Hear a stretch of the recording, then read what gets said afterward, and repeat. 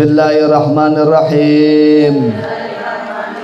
Wa jumlatu ma yajibu fi haqqir rusuli wa jumlatu ma yajibu fi haqqi ar-rusuli alaihimus salatu wassalamu wa ma yastahilu wa ma yazuzu tis'un. Adapun jumlah sifat-sifat yang wajib pada Rasul alaihi salam, sifat-sifat mustahil dan sifat jaiznya ada 9. Arba'u wajibatun lahum wa arba'un mustahilatun alaihim. Arba'un wajibatun lahum wa arba'un mustahilatun alaihim.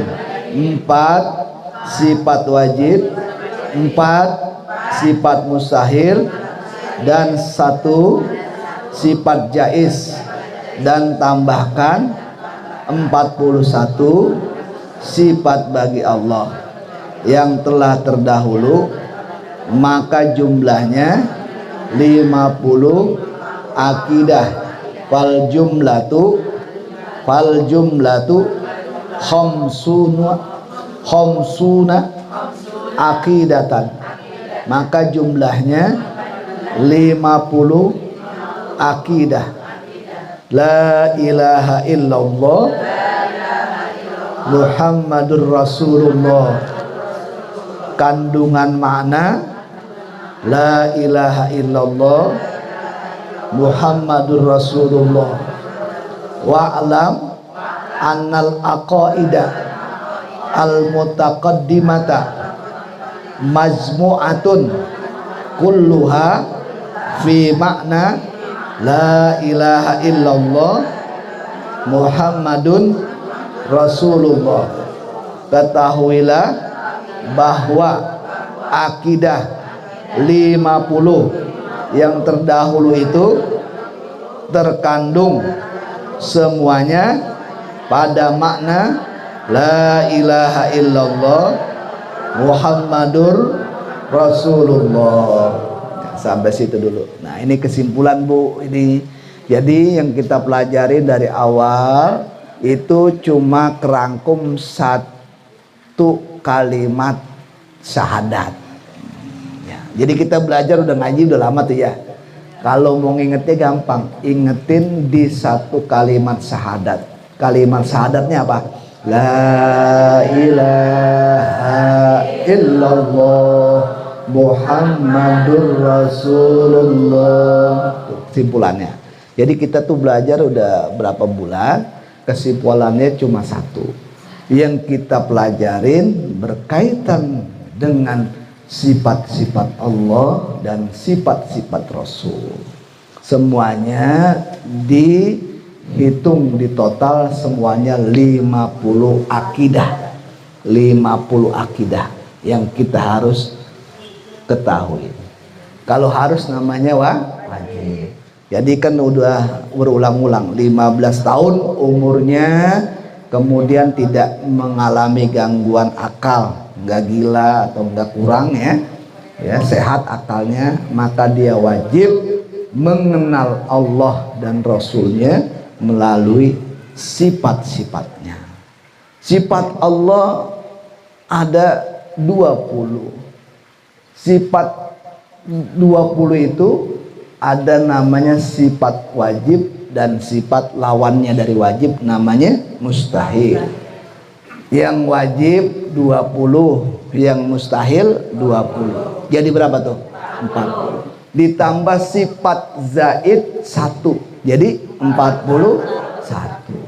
Ditambah lagi yang setelah itu wajib kita kenal, mengetahui namanya sifat Rasul. Sifat Rasul ada 9.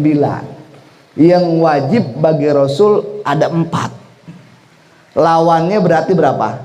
4. 4 tambah 4 berapa? 8. Jadi udah 41 ya.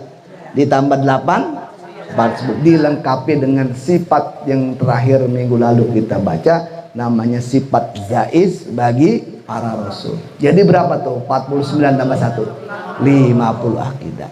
50 akidah dijelaskan berikut yang sudah banyak kita dengar dan juga kita rasakan manfaat luar biasa dari kita kenal yang Maha Kuasa ini, ya.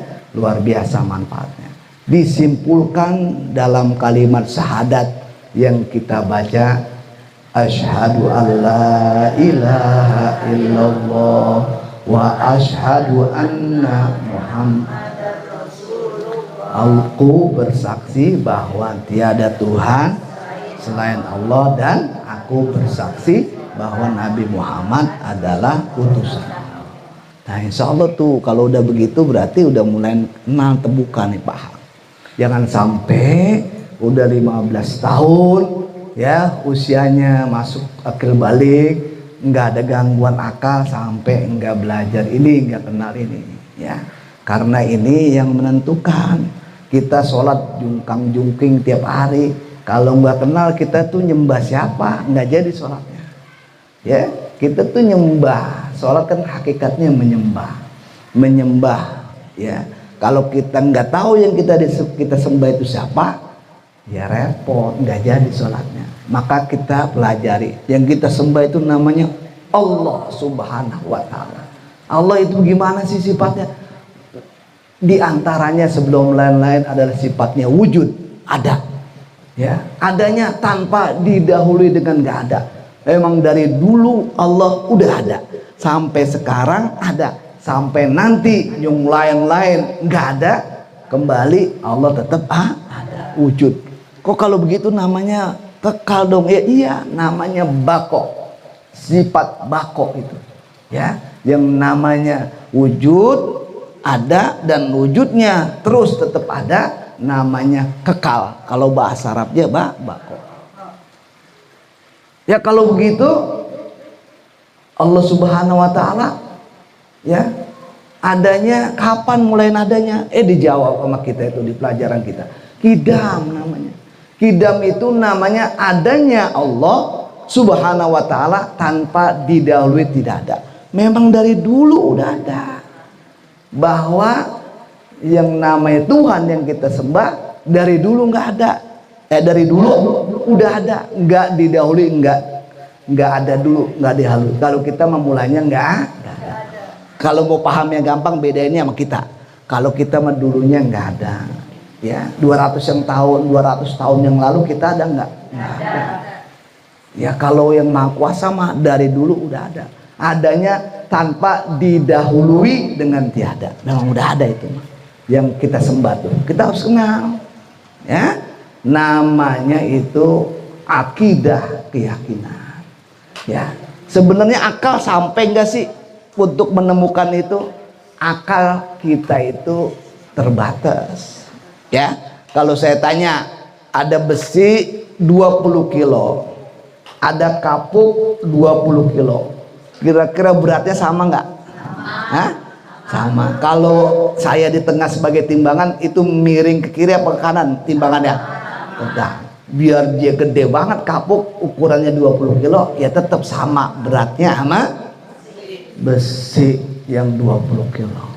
Tapi tiba-tiba nih timbangan yang awalnya sama, ini tiba-tiba kapuknya miring ke kanan karena ada yang menambahkan 2 kilo kapuknya. Jadi kapuknya 22 kilo. Kira-kira beratan kapuk atau beratan besi? Hah? Beratan kapuk. Itu bisa miring ke kanan karena pasti ada yang nambahin. Kalau ukurannya sama mah nggak mungkin dia miring ke kanan, pasti timbang. Karena kapuk ada yang nambahin 2 kilo, makanya dia miring ke kanan. Mungkin nggak kalau dia miring sendiri? Nggak mungkin, ya. Itu namanya akal kita nemuin. Lah kita ini udah ada sekarang nih begini nih, ya. Kira-kira mungkin nggak yang kita hidup sekarang, ya? Kita makan sekarang, kita bernapas lah sekarang nih, ya. Itu mungkin nggak kalau nggak ada yang ciptain atau nggak ada yang buat kita begini? Mungkin nggak? Mungkin. Ya karena buang air aja kucing di depan itu ada kotoran kucing. Ya pasti ada kucingnya. Bener nggak? Nggak mungkin begitu tiba-tiba aja ada kotorannya, nggak ada kucingnya. Ya akal kita juga nggak nerima kalau kita ini tiba-tiba ada aja, nggak ada mulanya, nggak ada dari mananya, tiba-tiba ada aja. Mungkin nggak mungkin. Nah kita mau lanjuran ada sekarang nih, makanya kita yakin pasti ada yang menciptakan kita. Yang udah pasti sih yang menciptakan kita bukan orang tua kita, bukan. Kalau orang tua kita yang menciptakan, bagaimana pesanan orang tua kita, ya? Ada yang pengen orang tuanya anaknya udah 3 perempuan, kalau bisa yang keempat laki-laki. Iya. Lahirnya perempuan lagi. Ada nggak yang begitu? Itu tandanya yang ciptain bukan emaknya atau bukan bapaknya. Ya. Ada orang yang udah nikah lama nggak punya anak. Ada nggak? Ada. Itu bukan kita yang menciptakan, bukan manusia yang menciptakan. Namanya Allah Subhanahu wa Ta'ala. Itu yang ngasih tahu siapa? Yang ngasih tahu akal kita, kan tadi saya bilang terbatas. Itu yang ngasih tahu kita Tuhan kita itu Allah, ya melalui utusannya. Namanya baginda Rasul Sallallahu Alaihi Wasallam. Dia bersabda dalam hadisnya, ittaqullaha fahuwa shani'ukum. Kamu takutlah kepada Allah Subhanahu wa Ta'ala, karena Allah lah yang menciptakan kamu. Oh, kalau begitu Allah yang ciptakan kita. Ya, itu wahyu namanya. Ya, wahyu dari Allah disampaikan kepada Nabi Muhammad. Ini loh yang namanya Tuhan Allah Subhanahu wa Ta'ala. Makanya wahyu itu lebih tinggi daripada akal tingkatannya. Akal kita kebanyakan nggak sampai, ya, nggak sampai akal kita mah. Ya, akal kita banyak yang nggak sampai, ya, nggak sampai. Diantaranya ditanya aja bingung kita. Itu kita sekarang ini kan duduk nih, ya, pasti kita duduk masih ada nyawanya, benar nggak? Ya, benar nggak tuh ada nyawanya yang duduk? Benar. Kalau ditanya misalkan tuh Mbak Ros ditanya, itu nyawa ruh itu adanya di pala, di perut apa di kaki? Hah? Ditanya begitu, kira-kira ada yang nanya, itu nyawa ruh kita adanya di kaki, di perut apa di pala? Hah? Di mana itu kira-kira itu? Hah? Iya. Hah? Di jantung. Hah? Ada orang tuh yang operasi jantung itu bukan pasang ring, bukan, namanya bypass. Kalau bypass itu operasi jantungnya dipindahin ke mesin dulu. Ya, artinya diputus jantung aslinya, dia bergeraknya pakai jantung buatan itu, baru dikerjain. Tapi dia masih hidup, berarti nyawa bukan di jantung kalau begitu. Benar nggak? Iya, iya. Nanti udah nyambung, baru disambung lagi. Yang jantung buatannya dibuka lagi. Itu kalau udah nggak bisa dipasang ring. Ring itu ada yang udah masang 12 ring orang tuh. Karena kalau masih ketemu aja nadinya bisa dipasang ring, orang nggak ada yang mau di bypass itu, ya. Karena bypass itu, ya tadi mindahin dulu sedikit nyawanya, apa bukan nyawanya, jantungnya ke buatan, ya. Itu akal nggak sampai. Tapi ibu yakin nggak yang namanya nyawa itu ada? Yakin nggak? Karena yang namanya ada nggak mesti kelihatan sama mata kita, bener nggak? Yang namanya ada nggak mesti kelihatan, ya.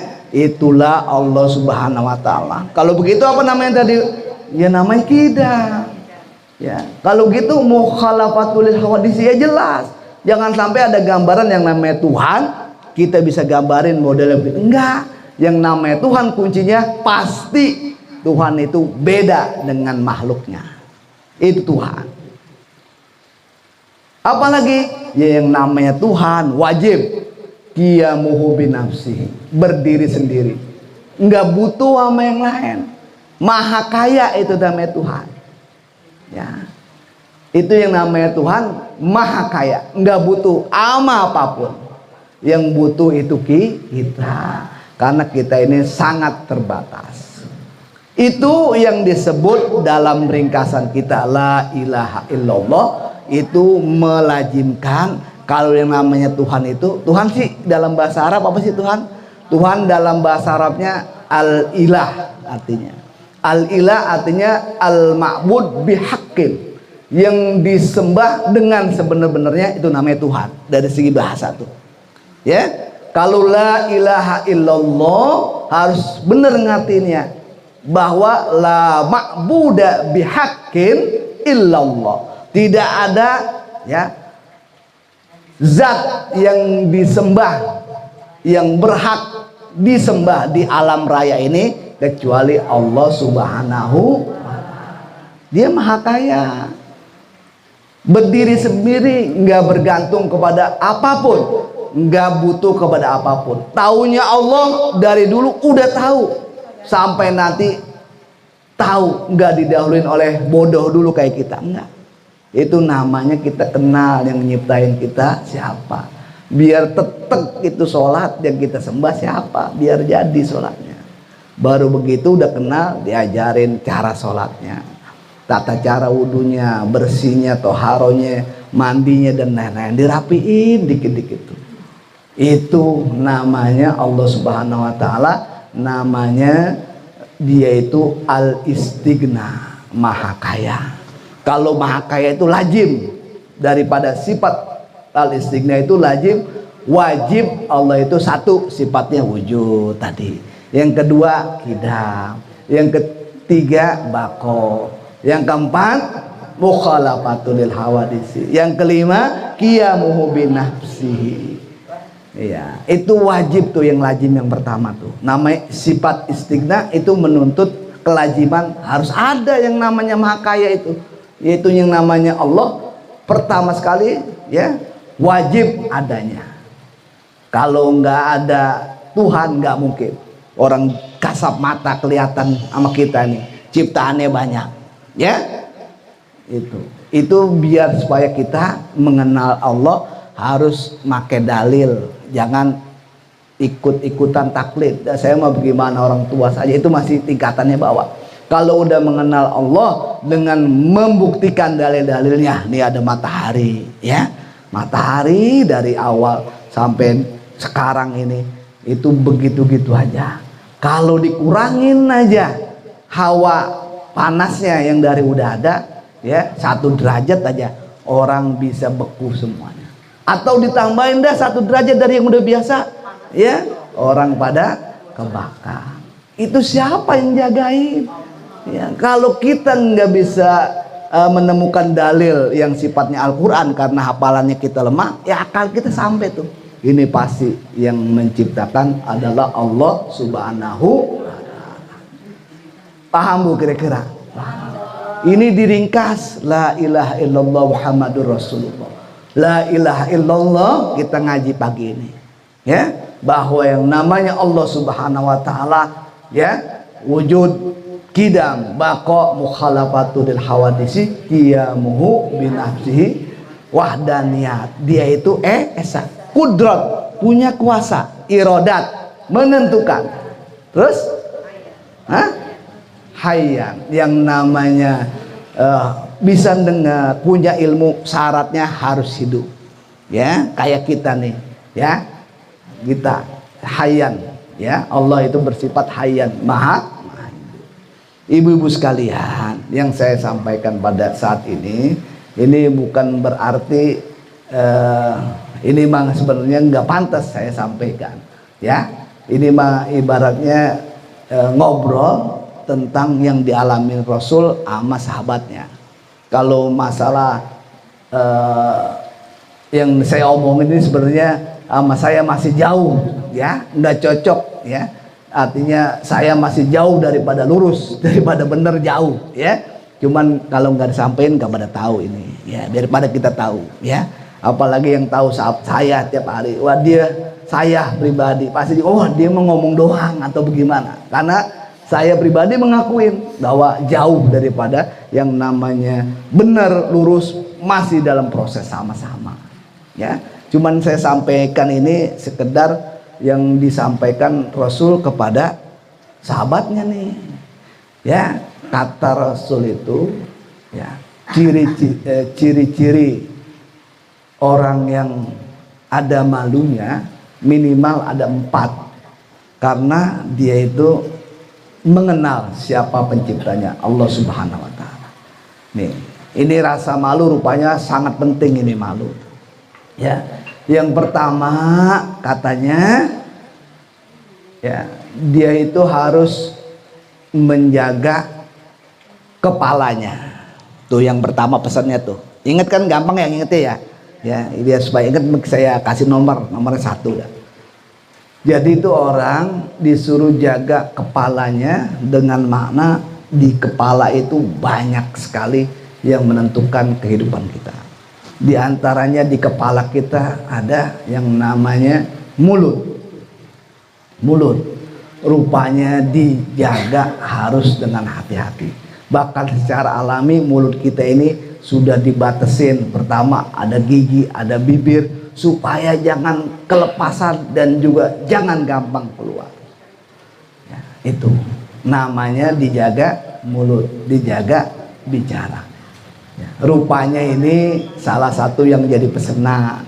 Kalau kita itu sudah bisa jaga dikit-dikit daripada pembicaraan mulut kita, insya Allah yang namanya mulut ini diajak ngaji baca Quran enteng, diajak ngaji baca kitab enteng, diajak mulut kita itu zikir, baca dalail, baca ratib enteng. Rupanya syaratnya mulut itu harus dijaga, harus dibersihkan. Sebab kalau udah dijaga, dibersihkan, dia akan jadi enteng diajaknya. Namanya mulutnya itu mulut yang sudah bagus. Ya, kita aja yang namanya terbatas kayak gini, pengennya mah yang bagus-bagus, bener nggak? Pengennya yang cakep-cakep, bener nggak? Itu kita, apalagi yang maha kuasa. Innallaha jamilun yuhibbul jamal. Yang maha kuasa itu Tuhan kita yang kita bicarakan, kita pelajari ini adalah maha indah dan suka yang baik-baik, yang indah-indah. Sama ya, sama kita manusia. Yang kuasa juga pengennya demennya sama yang indah-indah, yang demennya sama yang mulutnya dijaga, dipelihara dengan baik. Maka karena seneng dan juga demen itu sering dilihat, diajak kepada kebaikan, mulut itu menjadi ringan, menjadi mau baca Yasin dan lain-lain. Itu syaratnya ya. Ini syaratnya buat pribadi. Saya mengingatkan dan juga kita semua bahwa yang namanya pembicaraan, yang namanya mulut itu luar biasa. Kita disuruh jaga bagian kepala kita, diantaranya ada mulut. Begitu pula ada ya yang namanya mata di kepala kita. Mata pun sama. Jadi kalau kita diberikan anugerah sehat ya, itu tujuannya kita jaga dengan sebaik-baiknya. Itu mata. Coba yang lain-lain, kuping juga sama, kuping dia ada di bagian kepala. Kuping kalau kita udah bagus pelihara dan jaganya, ini pengennya dan juga enteng diajak dengar yang baik-baik. Ngaji juga nggak sempet dia dengar yang lain, karena kupingnya sudah terjaga, nyambung yang diberikan. Nggak banyak-banyak ilmu mah yang diajiin, cuma sedikit aja yang dia dengar, tapi bisa ngeresep di hati. Nggak usah banyak-banyak ya. Gimana tuh kuping? Kupingnya ciri khasnya gampang aja diajak kalau buat ngaji, gampang aja diajak kalau buat dengerin pengajian, sehingga dihitung daripada kehidupannya, pendengarannya itu menjadi pendengaran yang baik. Tadi saya ulangin, sama kita, yang namanya Tuhan juga demennya sama yang baik-baik, sukanya sama yang cakep-cakep ya. Kalau sebaliknya kita sembarangan nggak jaga, itu yang bagian kepala juga berat diajak untuk kebaikan ibadah, itu yakin ya. Kalau kita nggak jaga dengan baik, itu susah sekali diajak untuk benar, untuk ibadah, itu yakin tuh ya. Karena yang namanya baik nggak bisa nyampur sama yang jelek. Ibadah taat nggak bisa nyampur dengan namanya keburukan maksiat, nggak bisa. Ya, itu mah lapaknya alami, beda masing-masing. Kalau masih penuh kita nggak menjaganya, dibiarin aja, ya yang susah namanya yang baik-baik nyangkut sama kita. Makanya kita disuruh jaga satu, kepala. Ingatin nomor satu. Saya persingkat. Nomor dua disuruh jaga namanya perut. Bagian perut banyak, cuman saya pengen singkat. Di perut, di bagian dada kita ada namanya hati. Hati ini yang paling penting dijaga. Lagi-lagi yang jadi wadah kita itu bisa paham sebuah ilmu adalah hati kita. Kalau hati kita udah dikit-dikit udah diingetin, udah dibersihin, insya Allah tadi lagi-lagi walaupun dikit kita ngaji itu ada nyerepnya dikit mah, ada rasanya, ya sampai kita itu kebawa dan tanpa sadar, ya jiwa kita enteng aja itu ngaji, enteng aja itu baca Quran, enteng aja itu ibadah. Itu lantaran yang ada dalam hati kita berupa wadah itu udah bersih, dibersihin, dicuci, ya. Karena kalau kita bawa wadah gelas kepada orang alim atau guru atau siapa, itu wadahnya itu habis kita minum kopi atau bikin susu atau apa, kita bawa aja itu gelas, kita ngomong, guru saya minta madu. Madu itu ibarat ilmu yang bisa mencerahkan kita, ya minta madu sama guru tuh. Pasti gurunya juga bilang, wah itu gelasnya kotor, kalau dituangin madu sayang nggak bisa, harus dibersihin dulu. Akhirnya wadahnya itu dibersihin, ya kita tuh nggak bisa dituangin apa aja, mau keliling kemana aja, ya yang deket-deket dilawatin atau kemanapun kita mencari ilmu ngaji, tapi wadah kita itu hati kita belum siap, ya walaupun banyak ilmu yang dipelajarin susah nyerapnya, susah nyerapnya. Tapi kalau itu kita mulainya dari situ, dikit-dikit, nggak usah jauh-jauh sama guru-guru yang dekat, ilmunya juga nggak banyak, yang disampaikan juga sedikit, karena ada kontak antara yang bersih dan upaya dibersihin terus, yaitu lama-lama nyerap, bengras mukanya, kehidupannya juga beda, ya tenang, nyaman. Karena ketenangan kenyamanan ukurnya bukan duit, ya ada ukurannya yang lain yang bisa menentukan. Ada yang uangnya banyak tapi nggak tenang, ada nggak? Ada yang uangnya nggak begitu banyak tapi dia orang bingung, lu ngapain sih, lu kayaknya enak aja begitu, lu yang lu jalanin apa? Akhirnya dia bongkar, dikasih tahu, nih begini caranya, ya caranya gimana? Ya tadi itu, ya kalau sekarang sih mungkin dengar-dengar yang tadi disampaikan sampai ada terbersit pikiran, wah iya sekarang bocah-bocah alhamdulillah udah pada punya rumah, walaupun dikit-dikit udah pada berumah, yang pada kerja juga udah bekerja, nggak ada yang kecil, ya kehidupan walaupun dikit udah jalan lah ada gitu. Ya sekarang pikirannya mau ngapain lagi, ya karena tadi kan disampaikan katanya, kalau orang itu yang punya rasa malu, di samping jaga pala, jaga perut, dia juga jaga agar dirinya ingat buat pulang ke kampung halaman atau meninggal. Kalau ayam, kambing pulang ke kandang, ya kalau kita pulang ke kampung halaman negeri akhirat. Nah udah dah, itu timbul pikiran itu dari tadi, penjelasan yang tadi. Akhirnya penjelasan itu nimbulin pikiran dalam dirinya. Ya udah dah kalau sekarang begitu mah. Kalau ingat orang ingat, pasti bukan ingat doang. Yang ingat akan kembali harus ada dua. Yang pertama dia pikirin bekal. Nah ini udah umur segini, kira-kira umur berapa ini? Ini bekalnya bagaimana kira-kira? Ini kira-kira husnul khotimah apa enggak? Itu pikiran cakep itu, ikutin. Jangan sampai diabaikan. Ya, kalau udah ada pikiran begitu, pertama pikiran bekal tadi, wah udah dah kalau begitu Bang. Sekarang mah urusannya urusan bekal. Urusan bekal.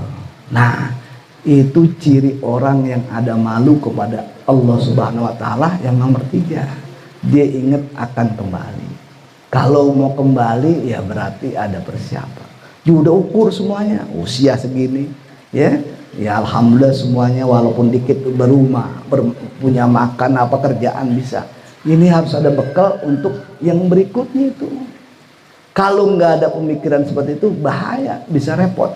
Jangan sampai namanya kebablasan. Tidak ada bekal, tidak ada pikiran dan lainnya. Apa itu? Ya itu tadi kalau udah ingat itu. Pertama pikirin bekal, yang kedua taat. Jalanin ketaatan. Dijalanin ketaatan.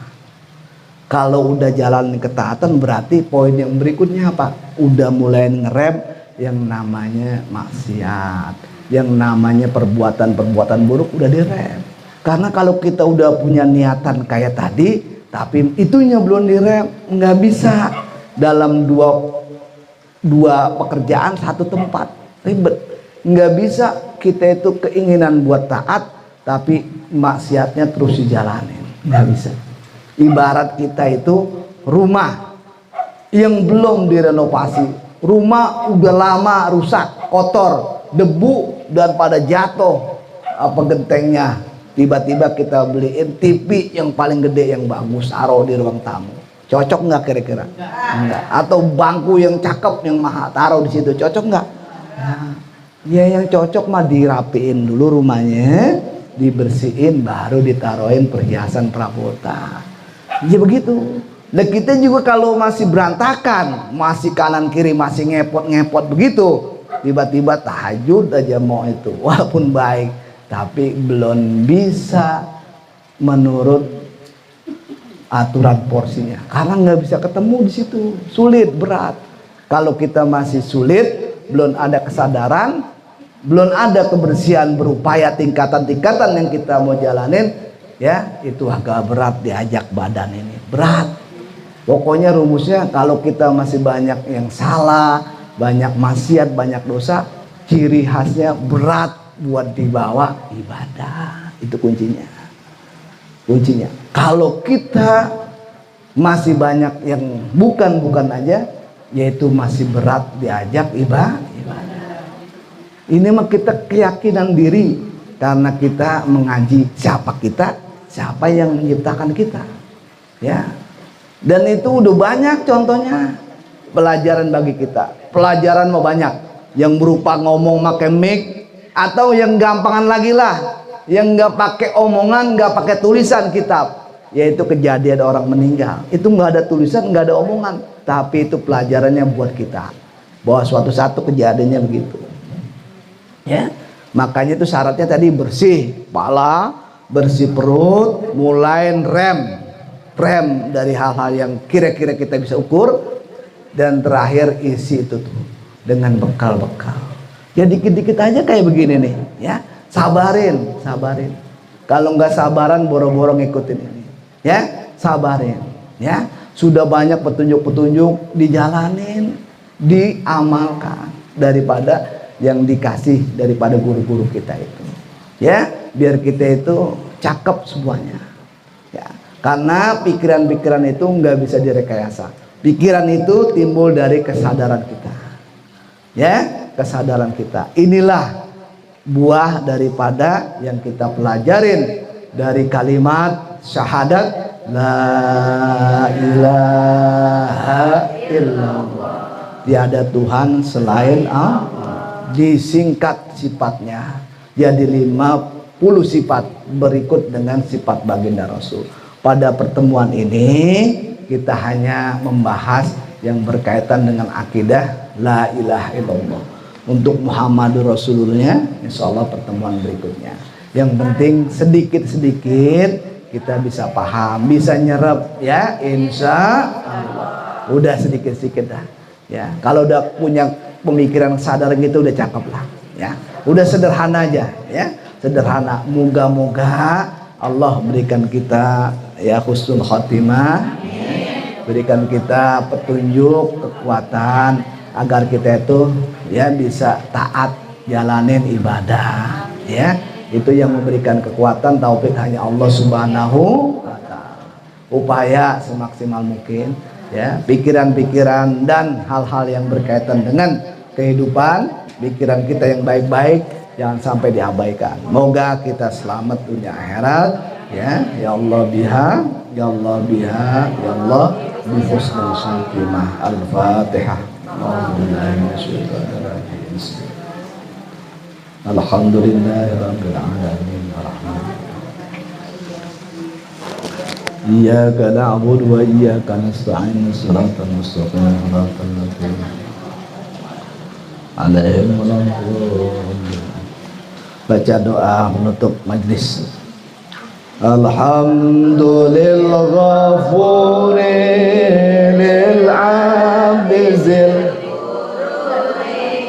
wal fardi fil umuri wa hamaqatil khuburi wa salatullah dawama wa salamuhu tamama ala man yaji imama wa li anbiya khizama wa ala al-alil kirami wa sadiqan nujumi bil qudwatil marami lil urbi wal ajami ya rabbana azarafna bi annana tarafna wa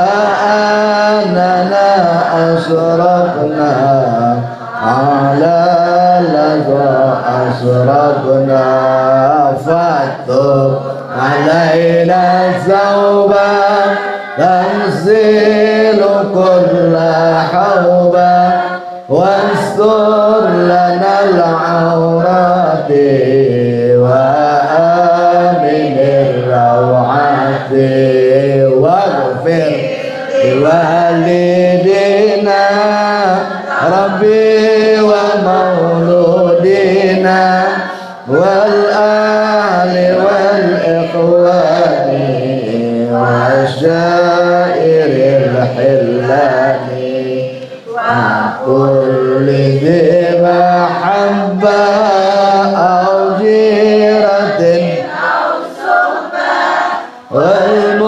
والمسلمين أجمع آمين ربي يسمع فضلا وجودا منان لا باكتساب منا بالمصطفى الرسول نظى بكل زول بالمصطفى الرسول نظى بكل زول بالمصطفى الرسول نظى بكل زول صلى وسلم ربي عليه عد الحب وآله وصحبه عداد